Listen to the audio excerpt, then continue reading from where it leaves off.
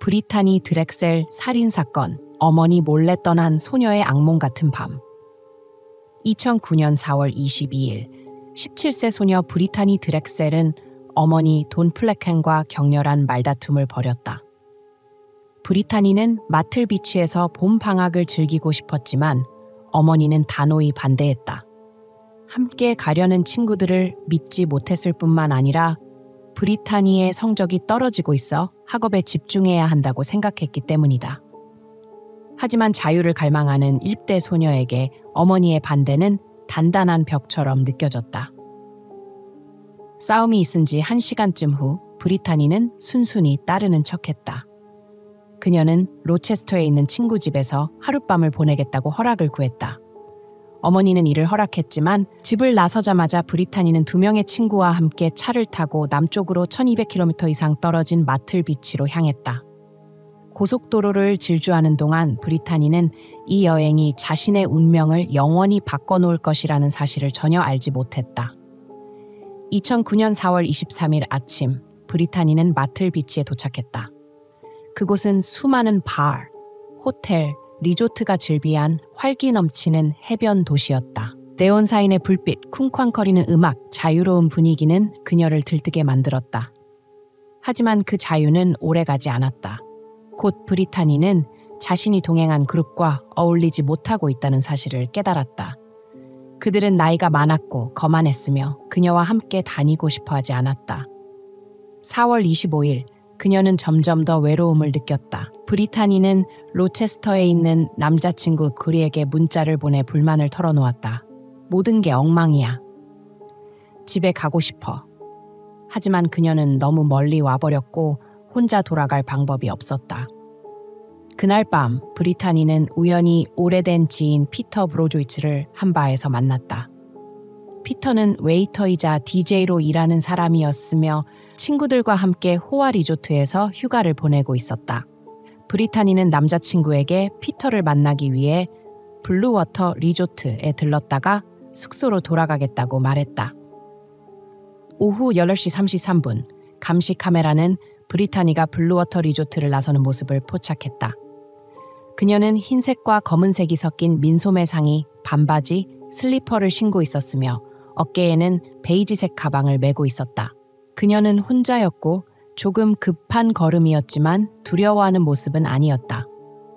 15분 후 그녀는 남자친구에게 마지막 문자를 보냈다.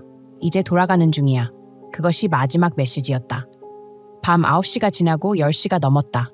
존은 계속해서 문자를 보냈지만 답장은 오지 않았다. 점점 불안해진 그는 친구들에게 연락하기 시작했다. 하지만 누구도 브리타니의 행방을 몰랐다. 마침내 존은 어쩔 수 없이 브리타니의 어머니에게 모든 사실을 털어놓았다. 충격을 받은 어머니 돈은 즉시 마틀비치 경찰에 신고했다. 그러나 경찰의 반응은 차가웠다. 그냥 어딘가 놀러 간 걸 수도 있습니다. 돈은 절망했지만 포기하지 않았다. 그녀는 한밤중에 차를 몰아 1200km를 달려 사우스캐롤라이나로 향했다. 차를 운전하는 동안 그녀의 머릿속에는 끔찍한 생각이 스쳐 지나갔다. 내 딸에게 무슨 일이 생긴 게 틀림없어. 2009년 4월 26일 새벽, 돈은 마틀비치에 도착하자마자 경찰서를 찾았다. 그러나 경찰의 반응은 여전히 무관심했다. 봄 방학 때 17세 소녀가 사라졌다고요? 아마 그냥 가출한 걸 겁니다. 한 경찰은 심지어 이렇게 말했다. 어딘가에서 파티하고 있을 수도 있어요. 이 말을 들은 돈은 분노로 몸을 떨었다. 하지만 그녀는 자신의 딸을 누구보다 잘 알고 있었다. 브리타니는 연락도 없이 사라질 아이가 아니었다.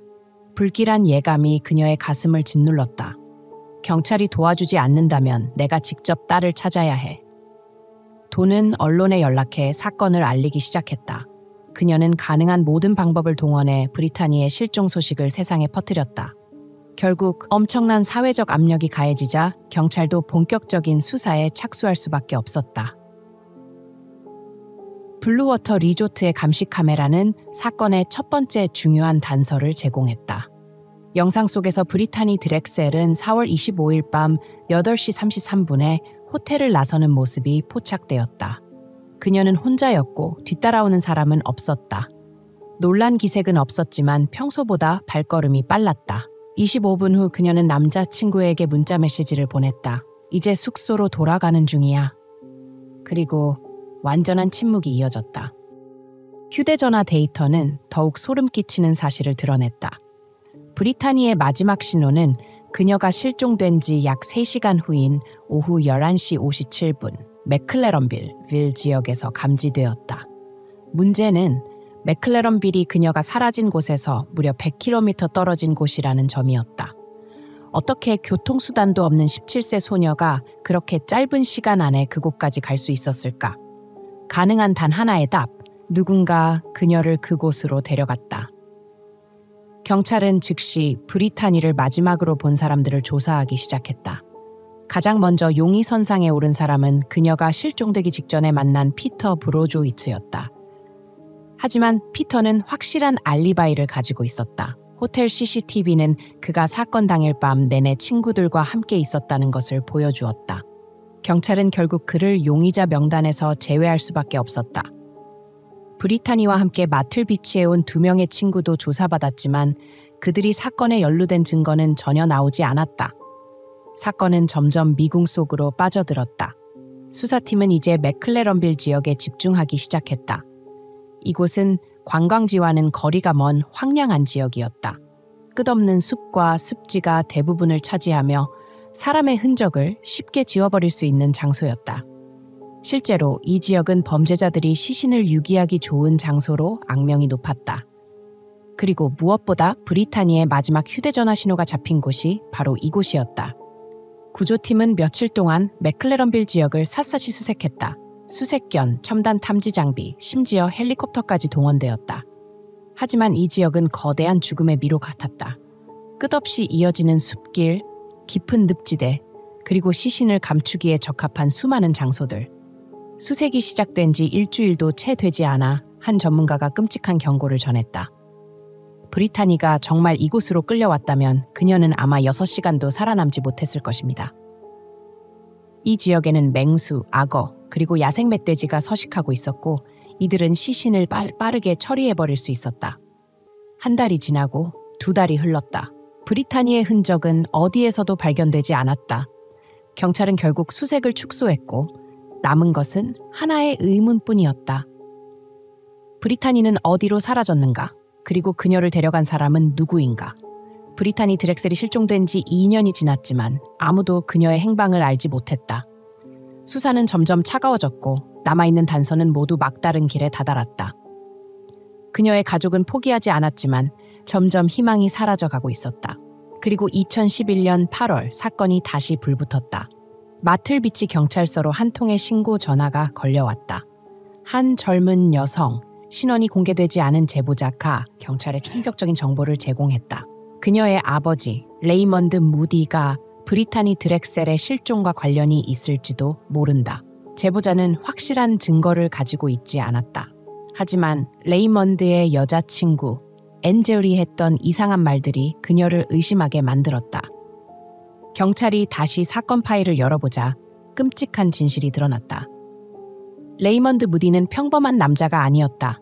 1983년 그는 9세 소녀를 유괴하고 성폭행한 혐의로 21년형을 선고받았다. 그는 사회에서 가장 위험한 성범죄자로 분류되었고 약한 피해자들을 찾아다니는 포식자였다.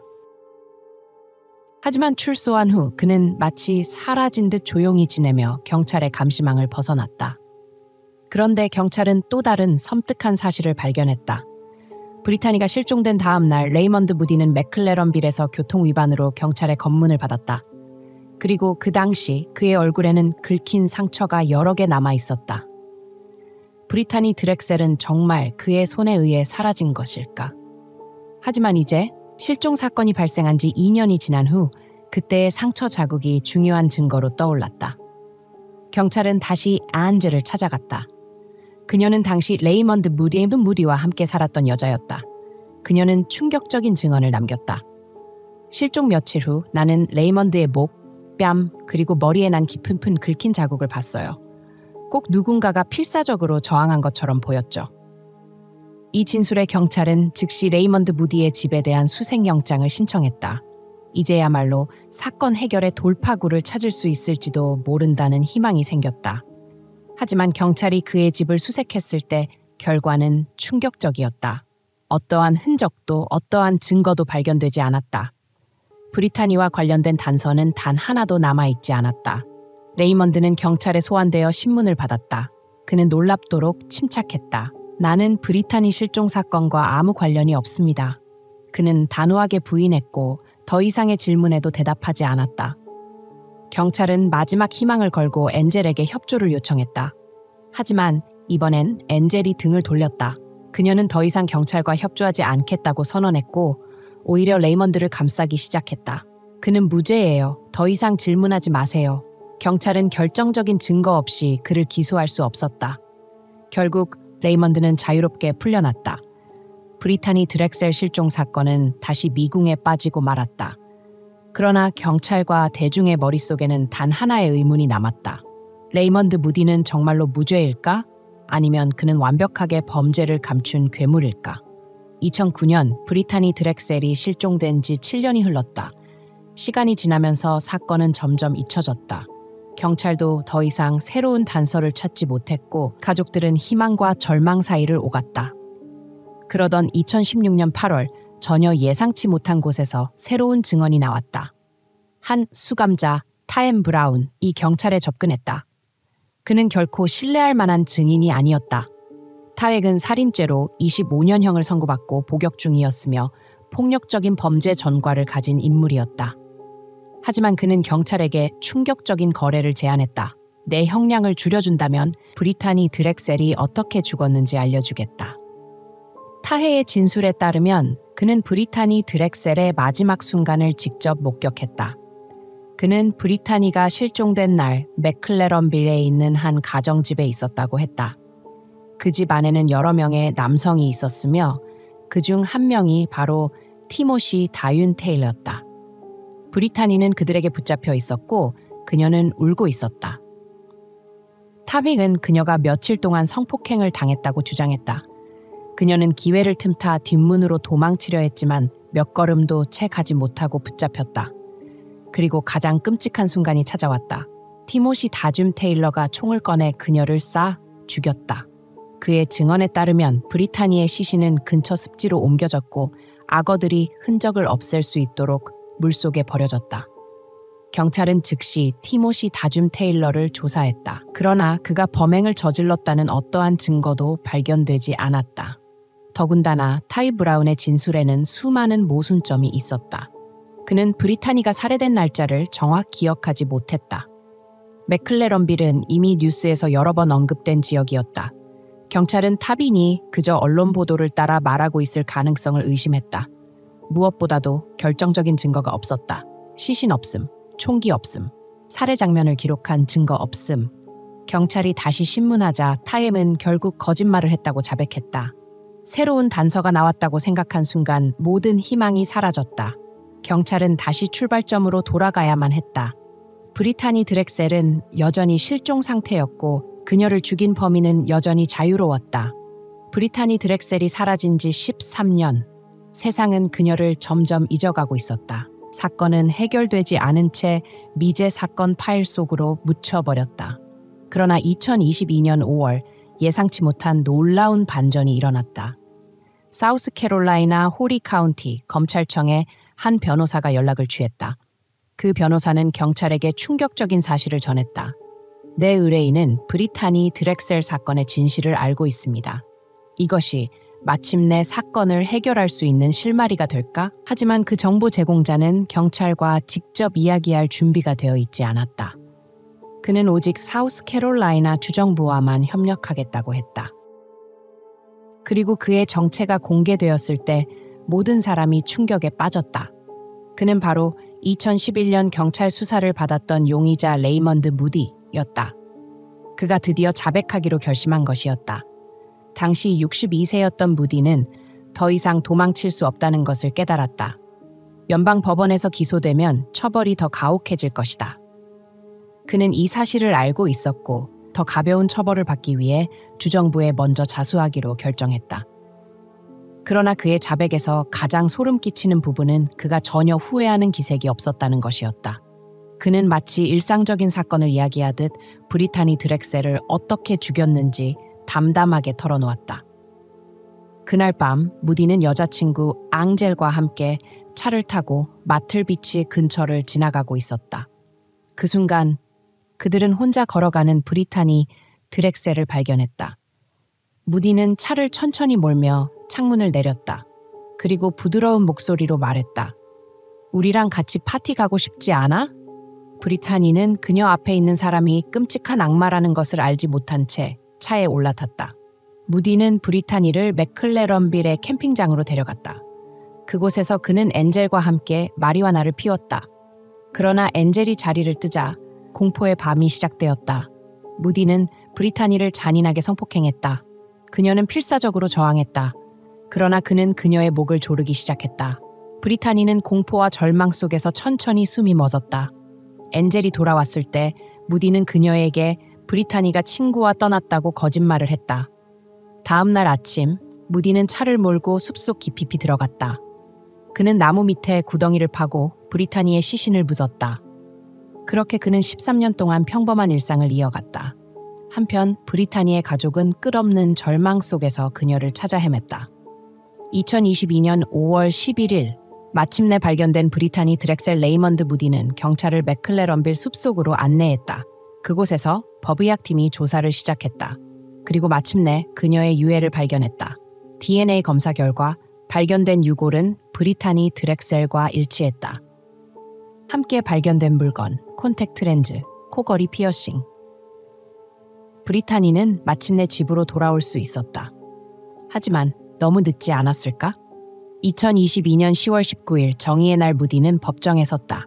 그는 유괴, 성폭행, 그리고 살인 혐의로 기소되었다. 법정에는 브리타니의 가족이 자리했다. 그들은 13년을 기다려온 순간을 마주하고 있었다. 그녀를 찾기 위해 싸운 날들, 수많은 희망과 절망이 뒤섞였던 시간들. 모든 것이 이 순간으로 이어졌다. 하지만 무디는 끝까지 후회의 기색을 보이지 않았다. 그는 마치 별일 아니라는 듯 담담하게 모든 범행을 인정했다. 단 한 번의 사과도, 단 한 방울의 눈물도 없었다. 검찰은 무디의 범죄를 상상할 수 없는 냉혈한 악행이라고 표현했다. 그는 단순히 브리타니를 죽인 것이 아니었다. 그는 13년 동안 가족들에게 거짓 희망을 주며 잔혹하게 고통을 주었다.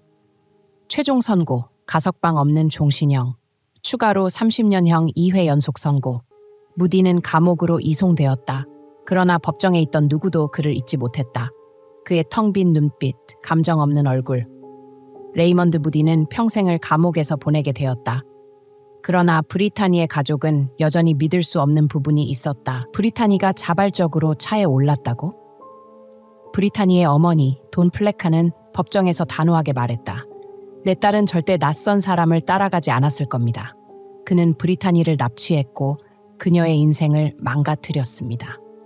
그녀는 딸의 마지막 순간을 상상하며 절망 속에서 소리쳤다. 그러나 2009년 4월 25일 밤 브리타니가 겪은 마지막 공포의 순간은 영원히 무디의 가장 어두운 비밀 속에 묻혀버렸다. 레이먼드 무디는 감옥에서 남은 생을 보내야 한다. 그러나 브리타니가 남긴 마지막 순간의 공포, 그녀의 필사적인 저항, 그녀의 절망적인 외침, 이 모든 것은 이 사건을 아는 모든 사람들의 기억 속에서 영원히 남아있을 것이다.